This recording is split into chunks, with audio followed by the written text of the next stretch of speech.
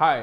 देखो मेरे हाथ में ना ये वाराणसी कैंटोनमेंट बोर्ड का पेपर है। हमारे कैंडिडेट हैं ऑफलाइन जो पढ़ते थे और उन्होंने ये पेपर हमको दिया है। उनका सिलेक्शन हो गया वाराणसी कैंटोनमेंट बोर्ड में और उनके साथ 25 लोगों को और बुलाया गया था इंटरव्यू के लिए।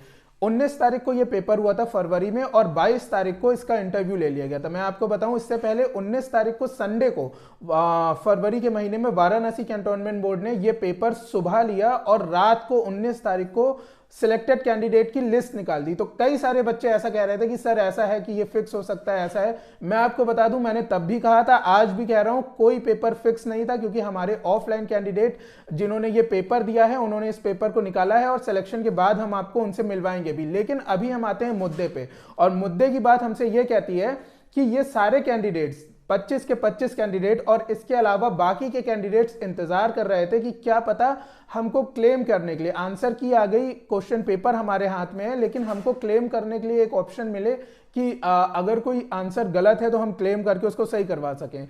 लेकिन ऐसा हुआ नहीं। और ये जो कैंडिडेट हैं ये मेरे पास आए, बोले कि सर अब तो डेमो भी हो गया, अब तो इंटरव्यू होना है कि हो चुका है?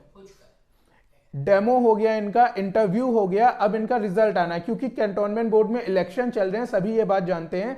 तो 15 मई तक जो है हम एक्सपेक्ट कर सकते हैं कि इसका इंटरव्यू और डेमो का रिजल्ट आ जाएगा। लेकिन उससे पहले अगर हमारे पास थोड़ा सा टाइम है तो हम आपको बताना चाहेंगे कि यहाँ पे कुछ फॉल्ट हो गई है, ह्यूमन एरर हो गई है, सभी से हो जाती है, कुछ छोटी गलतियां हैं, कैंटोनमेंट बोर्ड से हो जाती है, हमसे हो जाती है, गलतियां इंसानों से होती हैं। तो मैं आपको बताऊं 4 ऐसे क्वेश्चन थे, इसमें 4 क्वेश्चन इस क्वेश्चन पेपर में ऐसे 4 क्वेश्चन है जो कि 2 तो गलत हैं, मतलब कि गलत से मतलब है कि ऑप्शन कुछ और है और माना कुछ और गया है, और 2 ऐसे क्वेश्चन है जो क्वेश्चन ही अपने आप में गलत है। तो हाय, मेरा नाम है अक्षय और मैं आपको ये पूरी जानकारी बताता हूं कि ऐसे कौन से 4 क्वेश्चन है। जिन लोगों ने भी कैंटोनमेंट वाराणसी का पेपर दिया है डिस्क्रिप्शन बॉक्स में जाइएगा, सीईओ जो कैंटोनमेंट के हैं, हमने उनसे फोन पे बात भी करी है, आप लोग उनको ये मेल भेज दीजिएगा कि सर ये क्वेश्चन है और इसके जो प्रूफ है आपको गूगल पे मिल जाएंगे या आपके पास कोई बुक हो वहां से आप ढूंढ लीजिएगा। ऑथेंटिक सोर्स के थ्रू आप जैसे ही उनको भेजेंगे तो आपके भी नंबर बढ़ जाएंगे, ठीक है।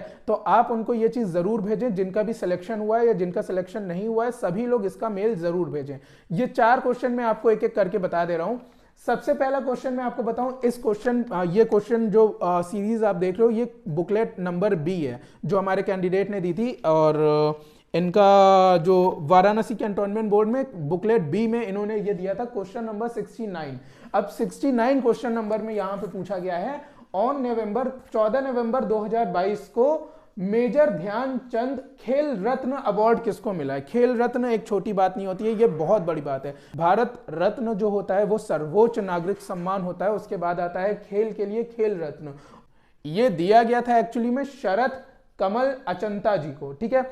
आप गूगल पे भी सर्च करोगे 2022 की ये बात है, ये दिया गया है शरद कमल अचंता जी को। ऑप्शन में भी ये था, ऑप्शन नंबर ए था, लेकिन यहां पे आयोग ने जो सही आंसर माना है वो है सी। तो ये आयोग का एक ह्यूमन एरर है, इसको आयोग को सही करके जिन्होंने सही आंसर दिया उनको एक एक नंबर ज्यादा देना चाहिए। फिर हम आते हैं क्वेश्चन नंबर 33 पे। देखो क्वेश्चन नंबर 33 मैंने सॉल्व भी करवा रखा है इसको ऑनलाइन, और क्वेश्चन नंबर 33 में रीजनिंग का एक क्वेश्चन था। देखो वो ब्लड रिलेशन का एक क्वेश्चन था, अगर आप उस क्वेश्चन को इंग्लिश में सॉल्व करोगे तो आप आराम से सॉल्व कर लोगे क्योंकि हिज दिया है, लेकिन हिंदी में हिज नहीं होता है, ठीक है। तो आप यहां जेंडर नहीं डिफाइन कर सकते हो। जो लोग भी क्वेश्चन नंबर 33 देखेंगे, मैं आपको स्क्रीन पे अभी दिखा दे रहा हूं, ये वाला क्वेश्चन नंबर 33 है जो आप अपनी स्क्रीन पे देख रहे हो।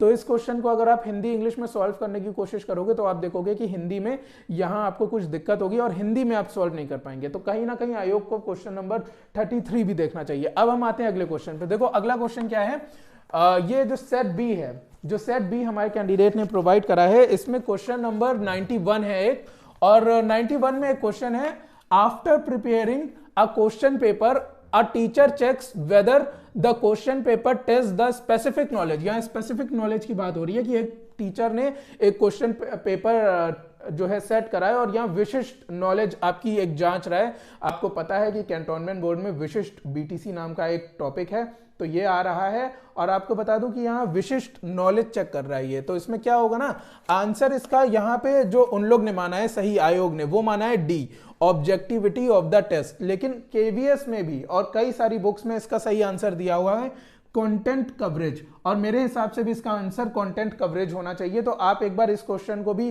क्लेम कर देना, ठीक है। ईमेल आईडी आपको डिस्क्रिप्शन बॉक्स में मिल जाएगी, पूरा का पूरा फॉर्मेट आपको मिल जाएगा, बस अपना रोल नंबर और जो भी आपकी पर्सनल डिटेल है उसको डाल के फिल करके ईमेल कर दीजिएगा। जो सीईओ कैंटोनमेंट बोर्ड के हैं उन तक ये बात पहुंच जाएगी, वो सही कर देंगे इसको, ठीक है। अब देखो एक क्वेश्चन और यहां पे दिया गया था, एक क्वेश्चन यहां पे दिया है क्वेश्चन नंबर 62 सेट बी में। सेट बी में क्वेश्चन नंबर 62 दिया है, जिसमें दिया गया है कुंभ मेला कहां पे कभी भी नहीं हुआ, कौन सी जगह पे कभी भी कुंभ मेला नहीं हुआ है। तो मैं आपको बता दूं, पुरी और वाराणसी दोनों में कुंभ मेला कभी नहीं हुआ। कुंभ मेला सिर्फ 4 जगह पे होता है, उन 4 जगहों का नाम है नासिक, हरिद्वार, इलाहाबाद, उज्जैन, ठीक है, उज्जैन। तो ये 4 जगह हैं, और आपको बता दूं कि हमारे जो कैंडिडेट हैं उनको भी ये बात पता थी कि उज्जैन जो है इसका सही आंसर होना चाहिए कहीं ना कहीं, लेकिन पुरी और वाराणसी दिया था। अब मैं आपको बता दूं, पुरी में और वाराणसी में दोनों में कभी भी कुंभ मेला आज तक नहीं हुआ है, ठीक है। तो इस क्वेश्चन को भी आप अगर क्लेम करोगे तो ये वाला क्वेश्चन एफए हो जाएगा, मतलब कि बाहर कर दिया जाएगा। अगर क्वेश्चन नंबर 33 पे आयोग ध्यान देगा, जो हिंदी में, इंग्लिश में तो इन्होंने सही दिया था, लेकिन हिंदी में उसका लॉजिक सही नहीं बैठ रहा है, जिन्होंने भी हिंदी में सॉल्व करा है, तो कहीं ना कहीं ये क्वेश्चन भी अपने आप में कॉन्फ्लिक्टेड है। लेकिन अगर ये नहीं भी हटाते हैं तो कोई बात नहीं। क्वेश्चन नंबर 69 और 91, ये 2 क्वेश्चन ऐसे हैं जिसके ऑप्शन दिए हुए थे, सही ऑप्शन दिए हुए थे, लेकिन सही ना मान के गलत ऑप्शन माने गए हैं।